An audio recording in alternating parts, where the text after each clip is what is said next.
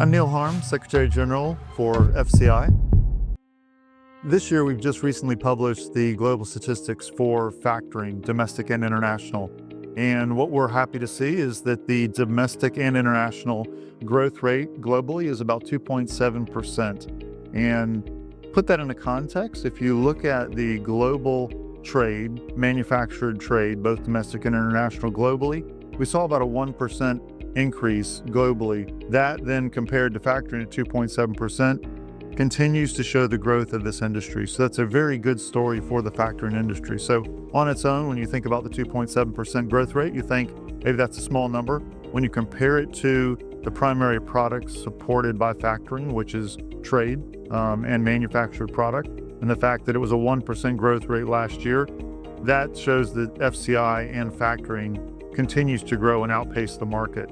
When you look deeper into the statistics, we see that members of FCI from last year grew at a growth rate of 12%. So again, our education, our support, our advocacy in the market is showing the strength and the value of being a member of FCI.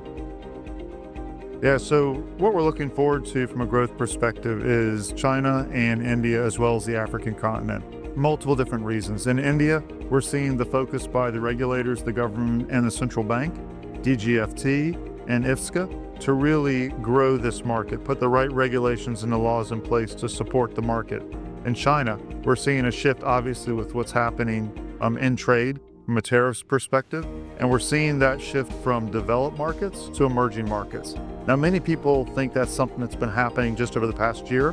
In reality, China's been preparing for this for 10, 15, maybe even 20 years. You see the shift of their trade from the US to the South America. You see their shift in trade from Europe down into Africa. And more importantly, you're seeing the shift of China going down into the subcontinent in Southern Asia. So huge opportunity for those markets.